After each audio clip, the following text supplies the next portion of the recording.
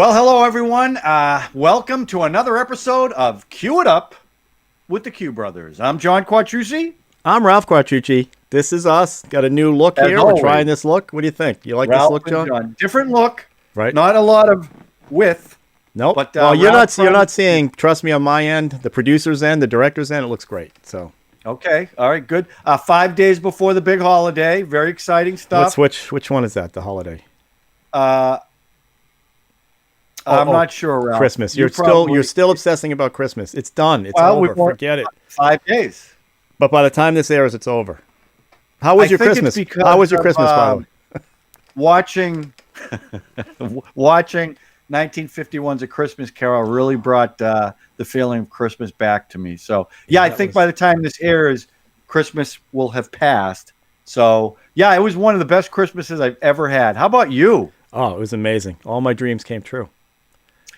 I bet. Yeah, and I think it's going to be a good Christmas for everybody, somehow related to bowling, but we won't even get into that.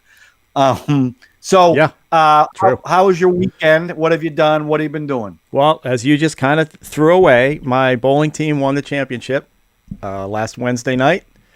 This is a commercial. It's an industrial commercial league, so very high stakes, high handicap. Our team happens to have high handicaps, thankfully. We won the whole thing, and there was a spattering of boos when they announced our name that we won. Because they think you're sandbagging. They think we're sandbaggers. We're not. Yeah. Our team name is erratic, and it nails the feeling of the team. We're great one week, we're bad the next week, and it's just really bad. But this is the third championship in a row we've won. My team, Erratic, has won. We won another league 2 times, and then we just won this one. 3 in a row. We've won 3 in a row. Well, your same team plays in different leagues? Yeah. Well, the league that we were in before COVID kind of shut that one down. So they brought this one back. It's only 8 teams. It's not that many. So you're playing the same teams. And are you bowling in masks? Yes. Yeah. It's tough. They let you take it off if you get drinks or food. So we're drinking a lot of food. But when you're throwing the ball, you're wearing a mask. Well, when you approach, you can take it off. As soon as you let it go, you got to put it back on to turn around and get your ball. Yeah, it's and I don't like telling you. So you guys obviously follow the science. Science is everything on this one. So the mask is very important. Very important. Comes down when you approach. One guy comes up to me. I'm sitting there. I get my mask on. My partner's got his mask on. This old guy leans in and goes, "Sorry, I'm bowling so slow. I got a little bronchial thing going on." I'm like, dude, back up. It's not DEFCON 4. DEFCON 4. It's like, what are you doing? Oh, my God. By the way, I'm wearing this hat for you because I saw that the Patriots today, first time they said 14 years, did not make the playoffs. But your boy Tom Brady went up and beat Atlanta again. I thought they'd go 8-8. So I'm not. I didn't have expectations for them. Look, even if they did make the playoffs, they were going to get wiped out. Right. Wow. So, you know what? They're rebuilding. That's fine. We've had a 20-year run like nobody. Yeah. So I'm not going to complain about it. So is Cam Newton one and done? Is that it for Cam? Yeah, I like Cam Newton, but he's a terrible passer. Right. Terrible. So they got to get somebody else. They got no problem with that. They got no one to throw to either. So. Right. What'd you do? What'd you do this week? Okay, so first of all, you won some money. Perhaps. How much? Yes. Enough to get me through Christmas. No, I mean, you don't have to hide it. How much? Why do I need to tell that? I want your family to know. They do know. Believe me, I've been bragging all week. Oh, I said, you guys are lucky I won the bowling league. Now we have Christmas presents coming. God bless us, everyone. Oh, it was tough. It was tough there. Christmas miracle. It was, it was iffy. And then, stimulus checks are going to come, I think, next month. I think they just agreed on something. So they're a little too late. That would have been nice if I had that before Christmas. But the bowling is fine. Hey, no, you're good. You got your stimulus check from the bowling. I definitely got something from the bowling. Yeah. So that's good. Yeah. So what I did was, every year, my friends and I have a pretty big Christmas party with all their families, friends from high school. And it's usually between 25 and 35 people every year. Obviously, this year, you can't do that. So I put out the message to about, I think it was 5 couples and said, look, here's what I want to do. I want to have a few people over. And I invited people who I thought would go versus people who are staying locked down. So I didn't invite everybody. So 4 people responded, not responded, but 4 people came to the house. So there was 6 of us, and it was actually really, really nice. It was the first. It was honestly the first like Christmassy thing I did at all, other than decorating, and it was nice because you and I have had the conversation about how difficult a Christmas this is going to be. Well, and it mostly, was a little, mostly you talking about that, but yeah. Well, because right. That's what I mean. I've right. told you why. It's a whole not seeing the family. And did you take everybody's name down to contact trace? Just yes, absolutely. I in fact, I'm going to send you. I'm going to hand sanitizer at all the table everywhere. I did certain things when they came into the house, and then at one point I took a group picture, and because I'm so adamant about masks. Yeah. And whenever I say it, it's all caps. Wear the damn mask. Right. Because that's how seriously I take it. I got a nice group shot of everybody in a mask. So I'm going to give that so you can put it up and show everybody. Terrific. But it was actually, because we usually start the party around 2 o'clock because everyone's got their kids with them. And it usually breaks up about 8. Well, we didn't start it till 6, and it didn't get over till much later than that. So it was actually a lot of fun, and it was a little jolt of Christmas spirit. So it was a lot of fun. So I mean, that's kind of going to be my Christmas because we're not doing anything Christmas Eve. We're not doing anything Christmas Day. So November, December at National Geographic, which is where I work, is the greatest time of the year because the parties are endless. Okay, it's Christmas parties, it's white elephant parties, all kinds of stuff. And this year we did a virtual white elephant online, which I thought was going to be horrible. And actually, I think we're going to adopt it for every year now because it was so smooth. Really? Worked like a dream. You didn't have to be in the same room with anybody. You're able to see. How many people were on it? This was 36, which is not a lot. Wow. Normally, we have way more than that. 36? But you have to take a picture. We have to take a picture. And this is what I gave as a gift. Tom Brady. Right. Except when I listed it, took the picture, I typed Tom Brady, Tome, Brady. So the joke was, is that from China? Where'd you get that thing? And I knew there was one guy that really wanted this, right?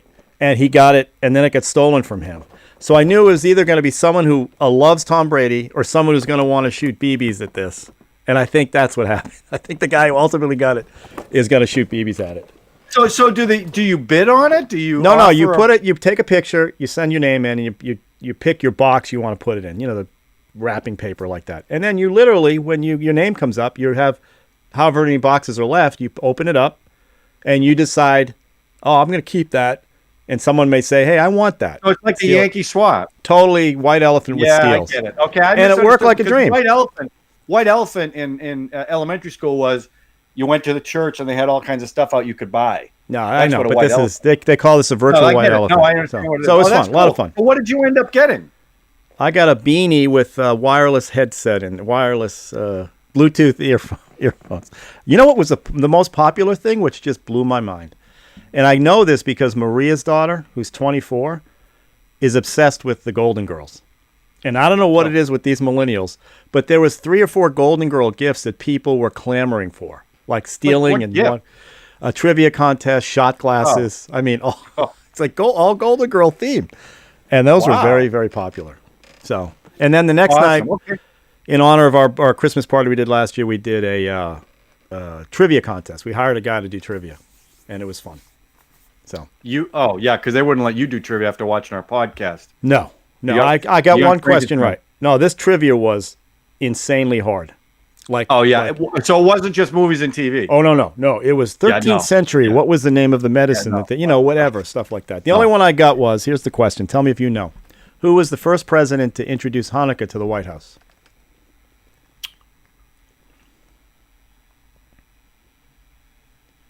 You got 2 seconds. This is Roosevelt. No, it was Jimmy Carter. Jimmy Carter? I don't even know how I knew that, but I got it right. I don't know how I would think it would be much earlier than that. Well, I just think he was the nicest, most egalitarian president we ever had. He was the nicest. He had the worst presidency, but he was a great guy.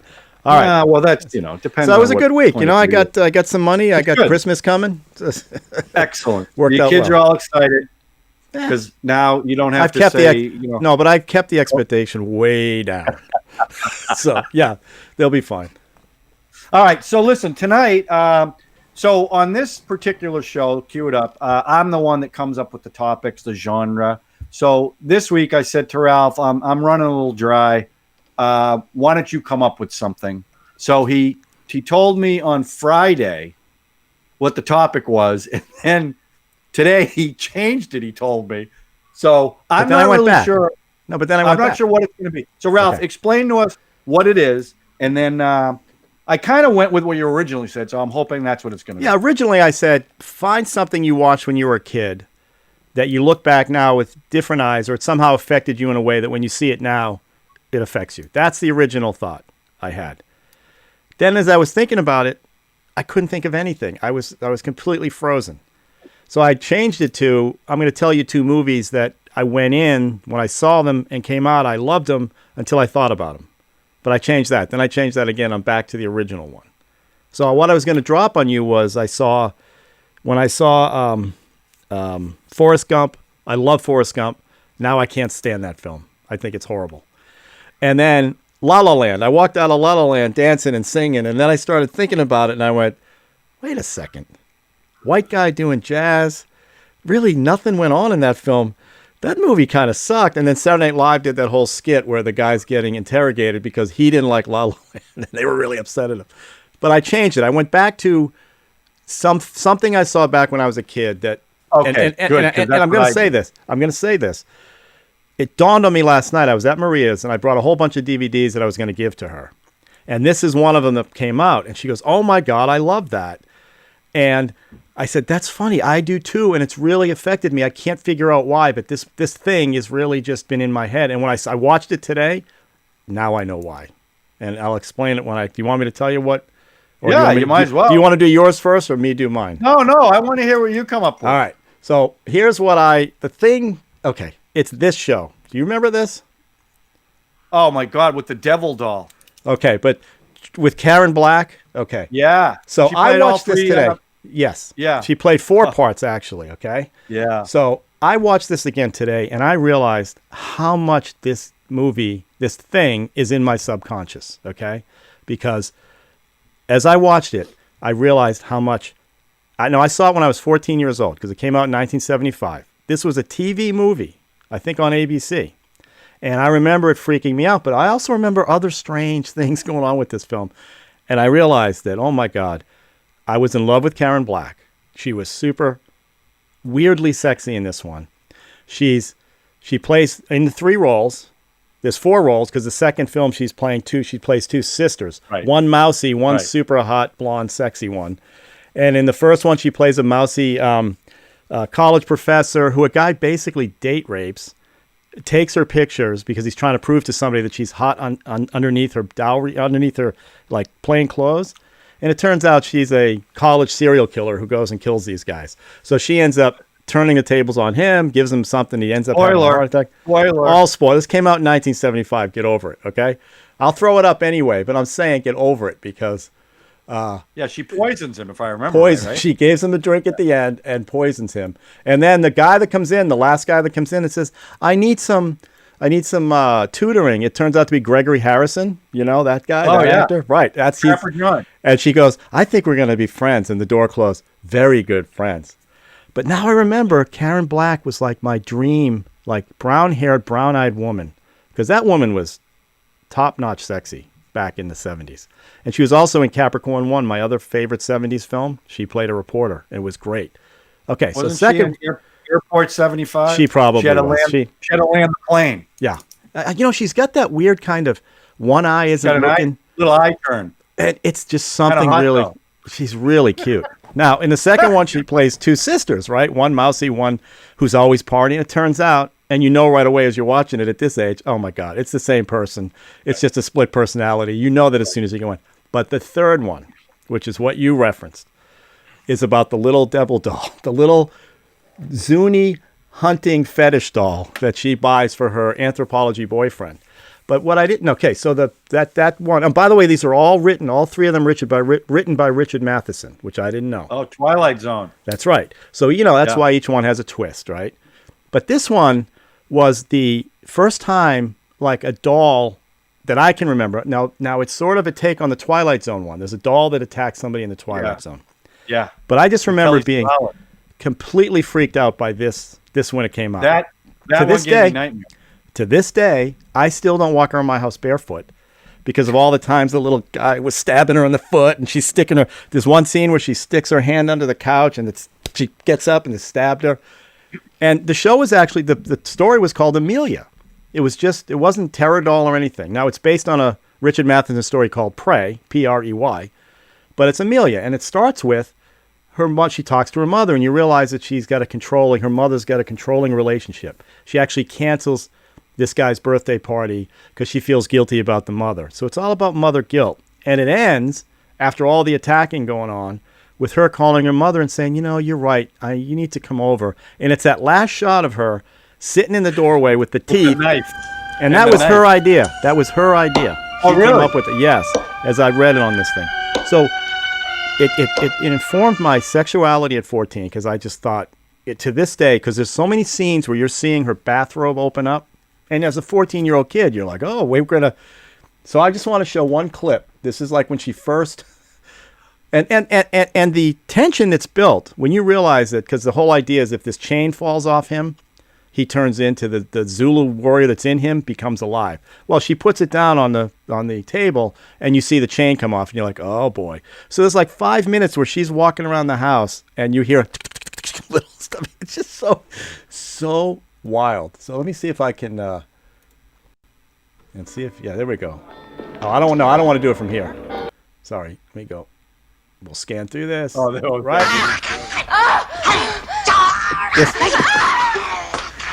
This shot. That shot. Oh, right there. And listen to that. You hear that? Oh my God, that shot. Right.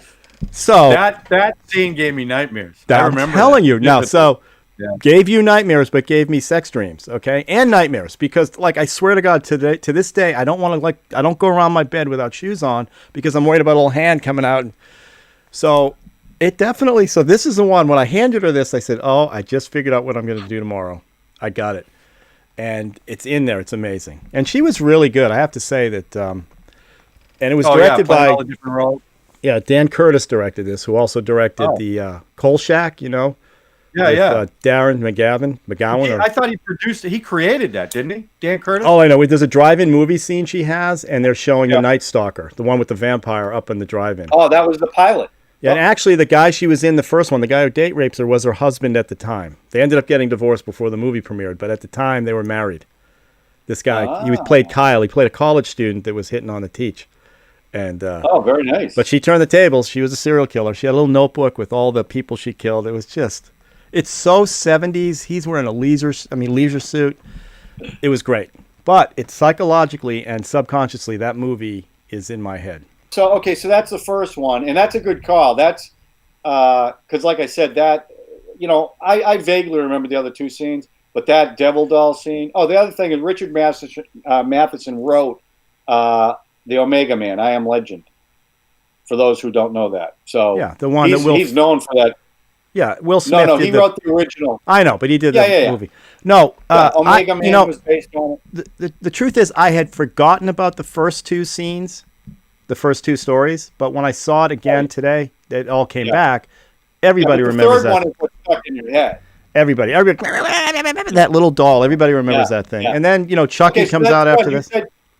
You said you picked two. I'm sorry. You said you picked two. No. What I was saying was that I was going to talk about how much I hate Forrest Gump and La La Land. That's all. Those were the two. No, this is the one I wanted to talk about, and how it affected me. Like I said, physically. Wow. And yeah, mentally. I did not take the same approach you took. That's fine. So the way I looked at it was, I picked a couple of movies that, as a kid, I thought one thing, and then as an adult, I thought something else. Still loved the movies, but looked at it very differently. Okay. So the first one I picked was 1971's Willy Wonka and the Chocolate Factory. So I saw that with Gene Wilder. I saw that in the movie theater as a kid, and I remember thinking, with all the candy, and it was a kind of fantasy, and I loved it. But now, as an adult, you watch it and you realize how adult a lot of the movie was, especially Gene Wilder's performance. He was a nasty man. His asides, his little one-liners. Yeah. Is there an indemnity clause in this contract? Never amongst friends. I assume there's an accident indemnity clause. Never between friends. Saw this in a movie once. Guy signed his wife's insurance policy. Then he bumped her off. Clever. What about me, Grandpa? Sign away, Charlie. We got nothing to lose. Just stuff like that. So now as an adult you watch it and you get the adult humor and how dark his performance was. Much more, I see it now than I saw it back then. Back then it was like, other than the last scene where he screams at Charlie. Yeah, I was talking to somebody about that. Yeah, I was talking to somebody about that exactly. Like the scene at the beginning where all the parents and grandparents are all in the same beds, and you're like, what the hell was that all about? This and his flip he does at the beginning, that was all Gene Hackman wanted to really make his character. Gene Wilder. I'm sorry, Gene. I always do that. I always call him Gene Hackman. Not in that movie. No, I get it. Directed by Mel Stewart. I don't know if you know who Mel Stewart is. You probably don't. No. But he also directed If It's Tuesday, It Must Be Belgium. And the only reason I know that is my ex-boss, Fritz Rowland, was a cinematographer on If It's Tuesday, It Must Be Belgium. And one day I'm in the... Wasn't Anthony Newley in that? I don't know who was in it, but one day I'm in the office. Fritz says, hey, Ralph, come in. I want you to meet somebody. And he goes, hey, Ralph, this is Mel Stewart. I go, oh, Mel Stewart. That name sounds familiar. He goes, he directed Willy Wonka and the Chocolate Factory. I'm like, holy shit, what? Yeah. So I met the guy. Didn't look like, trust me, didn't look like a director. You have this vision of what a director looks like. It wasn't Mel Stewart. Did you get him to sign something? No, I never do. No, you don't do that. No, I'm too. Why would I do that? But Willy Wonka was made to sell candy bars. That's the whole reason for that movie. Well, the cynicism behind that was, yes, but also, as an adult, you look at that, and Gene Hackman was like, there was LSD trips going on in there, that tunnel of whatever. Ralph, I don't want to correct you, but Gene Hackman was in The Forgiven. Do I keep saying he was not in this movie? Gene Hackman was Gene Hackman was in Young Frankenstein, right? Okay. It would have been a much darker movie if Gene Hackman. I told you, Trilogy of Terry's in my head. It's in my head. I can't get it out. That little. But I appreciate Wilder's. I appreciate Wilder's performance so much more, and I do love the movie. Do you like it better now? Do you enjoy it more now or I back? I do. Look, when you look at it through kids' eyes, you're looking at the fantastical elements of it. When you're looking at it as an adult, there's a lot of adult jokes in there. Well, especially about the kids, fly over your head. Yeah, and as a parent, as a parent with children, I can tell you that you look at those kids completely differently than I did probably when I was a kid. So, now you saw that in a movie theater? Yeah. Wow. I did. Yeah. Wow. So, when they walked into the factory, the scene where they open the door and everything's made out of candy. I remember that, thinking how cool that was. Wouldn't that be cool to be able to eat all that stuff? Yeah. But his performance is really, really good. Well, he's great. He's great. Even that thing at the end, the way he went from 0 to 60 with his anger, and then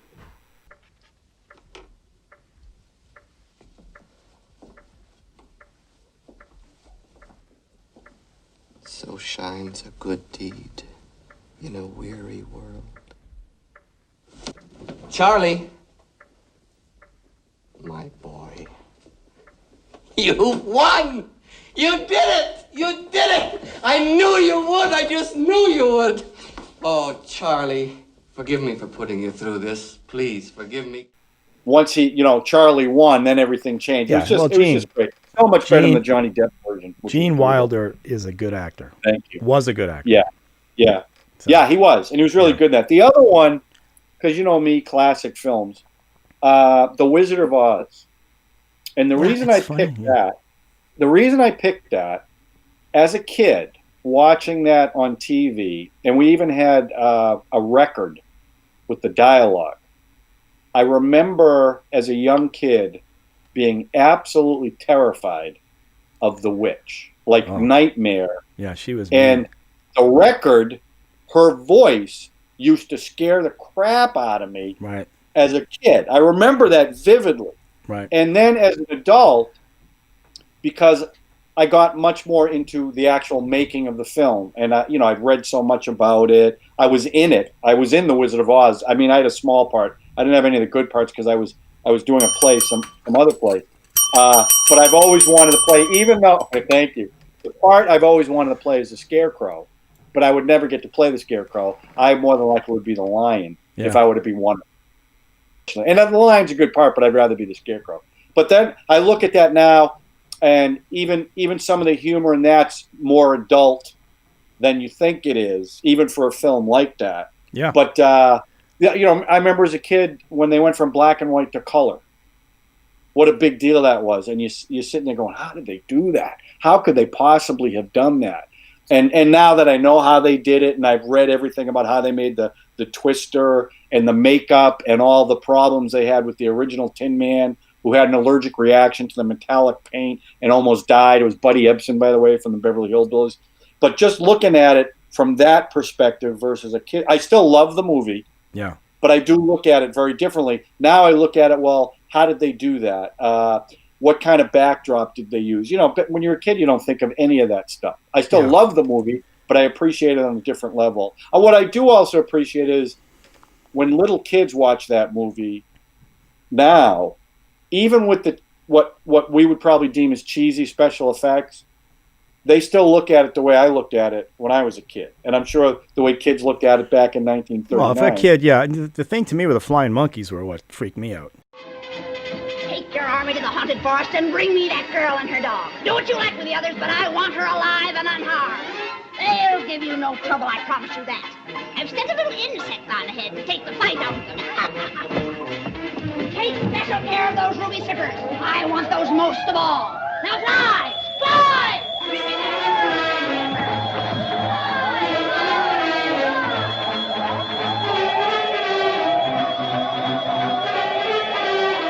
Especially when they come down and start pulling the hay out of that, the scarecrow. I mean, that's some frightening shit going on in there. And she was that witch was nightmare-inducing stuff that was going on in that thing. So, and she looked a lot like some of the nuns that we had at our school we went to. St. Mary? Yeah, St. the Catholic Mary. School, especially Battleship, the lady that make us do the exercises. We called her Battleship. That's awful. I know. God rest her soul. She may not even be dead. She could be 108 years old. I don't know. But Who was that? I don't remember her real name, but we called her Battleship. Muir. I only went for 2 grades. Sister Muir and Mrs. Coogan. My first grade was Sister Mary Joseph Christine, who I was in love with. And I think she had brown hair and brown eyes. I'm not going to lie. You were in love with a nun? She was, first grade, you fall in love with everybody at that point. And then she quit the nunnery and got married. So because of you? Maybe. Could be. A lot of things. Hey, so the genesis of this, the idea I had was because I'm listening to a podcast called We Saw What You Did. And it's these two 45, 42-year-old women talking about films. And they were talking about their reaction to films they saw as young women versus what now. And they specifically brought up Reality Bites and The Way We Were. And they were talking specifically about Ethan Hawke and Robert Redford and how they were just asshole, they called them F-boys, boyfriends. Like you never, ever. Oh, in the movie. Right. As a 24-year-old woman, you're like, that guy's great, the guy Troy from Reality Bites, because he doesn't care about anything. But as a 42-year-old divorcee, she's like, stay away. And they brought up Robert Redford, same thing in that film. So I just thought it was a nice idea. And copying them a little bit. They're great, by the way. It's called I Saw What You Did. They're really good, these guys. So if you get on their podcast, subscribe, hit the notification. Tell them we sent you, okay? Yeah, please. And to be 100% honest, I was going to pick Willy Wonka and Wizard of Oz. Those are the two that I thought of. Get out of here. I'm not lying. I know it sounds like I'm not. Those are the two I'm going, what movies would I watch as a kid that I'd be able to comment on now? And I'm so glad I found this trilogy of terror back, that it came into me last night. Because when I showed Maria the box, she goes, and I went, oh my God, that's the one. And so, yeah. You didn't have her watch it. Did you have her watch it? No, we watched Love Actually, by the way, which she quite enjoyed, as she should, and I knew she would, because it's a good film. As cheesy as it is, it's fantastic. I'm sorry, did I cut you off? Was there other stuff you want to say about Wizard of Oz? No. Oh, pretty well nailed it. Well, since you were since you were going to bring up both those movies, why don't you give me a little something about those movies in your eyes? I think the same thing. Like Willy Wonka, I only remember seeing it on TV, and it's just being just a cacophony of color and wild stuff going on. Never quite getting the subtext of what was going on, because you just at that age you don't know. But as you get older, you're like, oh my God, Gene Wilder is crazy. And he's being really like, that girl's blowing up. He's killed those kids. Like the kid that goes down the tube, the blueberry girl goes down the tube, and the other kid gets shocked in TV, right? He gets electrocuted, doesn't he? Shrunk. No, he gets shrunk and put in the right, TV. and he's just like, oh, put him away, get him out of here. He's an evil bastard. And it's like, wow. And Wizard of Oz is just, you're right, the witch is just creepy, and the flying monkeys were just horrendous. And like I said, that scene where they're picking out the straw and all that stuff is just, as a kid, it's mind-boggling. And, as you get older... As you get older, you do... Yeah.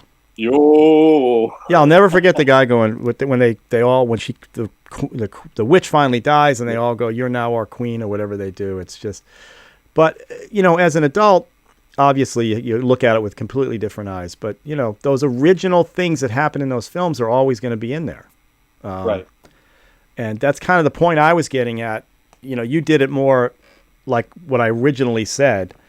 And once I heard these ladies, I wanted to kind of delve more into specifically something. And that's what the Trilogy of Terror did for me. It just, I realized that this thing has been in my head since I saw it as a TV movie in 1975. And when I watched it today, I was just like, holy crap, it's amazing.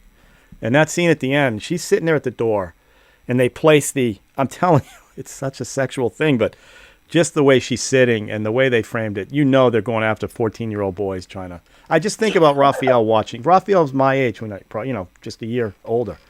Like, what would that be for him? Like, what show is he... And it's probably a lot more graphic than what I was watching, but... Well, of course, yeah. I mean, they're seeing a lot far worse than that now. But you look at my Sally Field obsession, the movie stars that I obsessed on. I think it started with Karen Black. I think she was in there from eary on. And Jane Fonda. Mary Ann from that was a whole sex thing. That watch thing just flipped me out. Mary Ann from Gilligan's Island. I mean, there's a look, and it's crazy. And then when I saw Karen Black in this one, I was like, this is it. I found the key. And I always wear shoes in the house. I can't go barefoot. I can't. And I think now I know why. Because that little... I'm going to play it again. That guy was great. Look at this guy.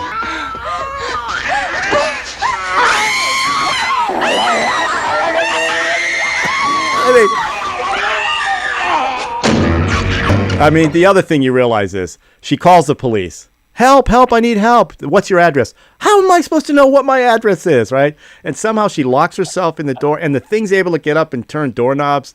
So as an adult, you're going, oh, my God, this is ridiculous. But it's in there. It's going to be in there forever, too. So I don't know what to funny. say. And you look at how scary it was and how cheaply it was made. Oh, my God, yeah. I mean, they were laughing about the guys who made the doll were laughing because bits were falling off.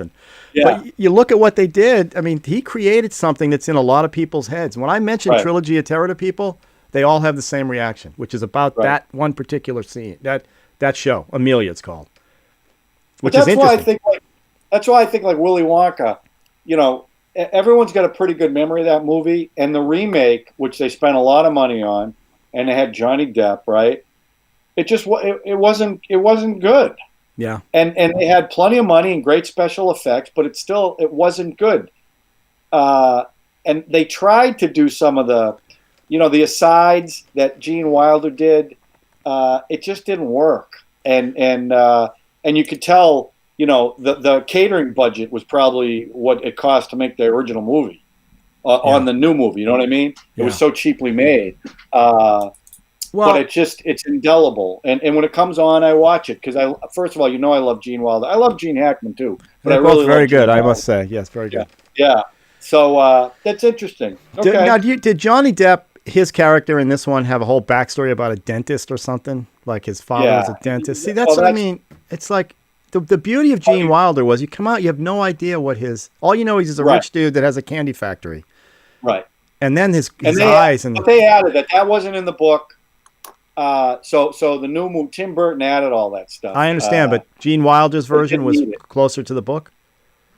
Yeah, it was closer to the book than the other one. It still wasn't that close. Right. It was much more. It was much darker. The character was much darker in the book than in the movie. Wow. Yeah. So, because Wilder did it like everything was kind of under his breath. Are you going to get some help? Help, police. Like that. Well, and the kids also, get sucked into it. Immediately you see. Now, what year did this come out? Did this come out before? That was 71. So this is before Blazing Saddles and Young Frankenstein? Yeah. Yeah. So by that point, you didn't. I mean, I think he was also in Bonnie and Clyde, right? Gene Wilder. Yeah, Bonnie and Clyde was late 60s. Okay, so he'd been around for a while. You just I didn't. I was gonna say you just accept him as being likable because of his other films, but at that point you didn't even know. Well, he did The Producers too. Yeah, that was his first one, okay. And he got nominated for an Oscar for Bonnie and Clyde. Oh wow! But he wasn't known for anything like this. Yeah. Well, he was great. He was great. Yeah, he was. Yeah. It was great. It was great.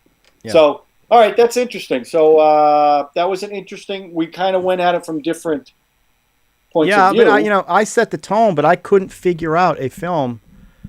Well, we talked about Clute all the time. The Clute definitely, I saw very young. Yeah, because the way you talked about it, I mean, that's the one I thought for sure. I saw very young, and that scene she has in the hotel room with her John, and she looks at her watch, definitely is up in my head. It's amazing.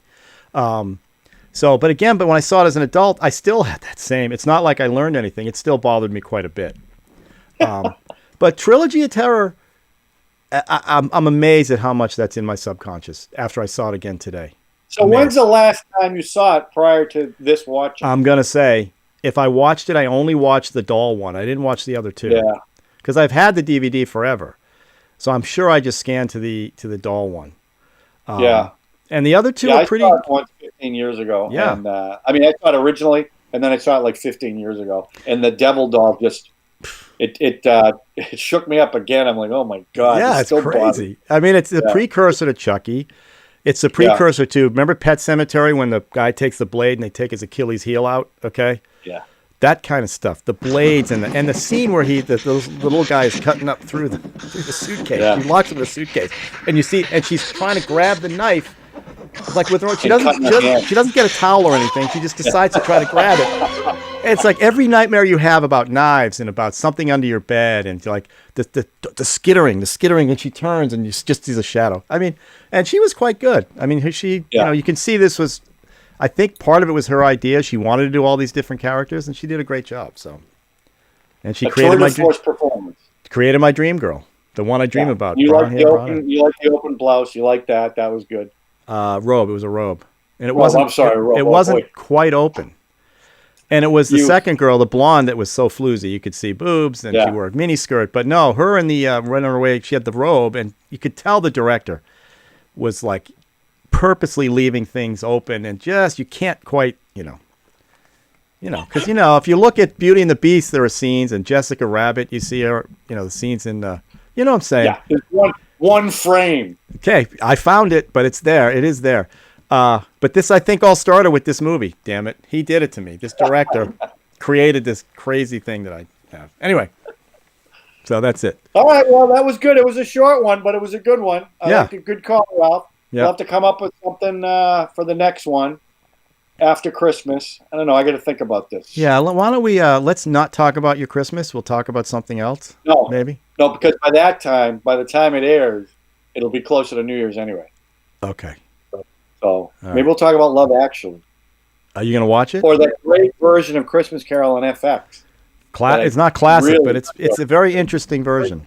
I think anybody who doesn't like it, I have to question their taste and their. Yeah, because Ebenezer was so mean because he was molested as a child, and I don't think Charles Dickens actually put that in the book, but it was an interesting spin. He may not. It might have been frowned upon back then to do that. So. All right, well, that's it today.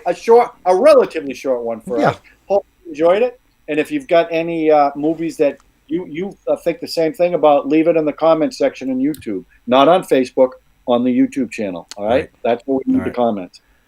Ralph, great show as Have a good, always. safe week. We're gonna head out with a little scream from a little doll, and we'll call it a day. Okay? All right. All right. Operator, please get the police.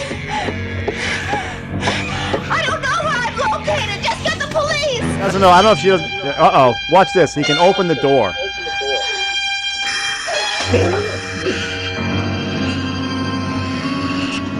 See, look at that. Look at the rope. Come on.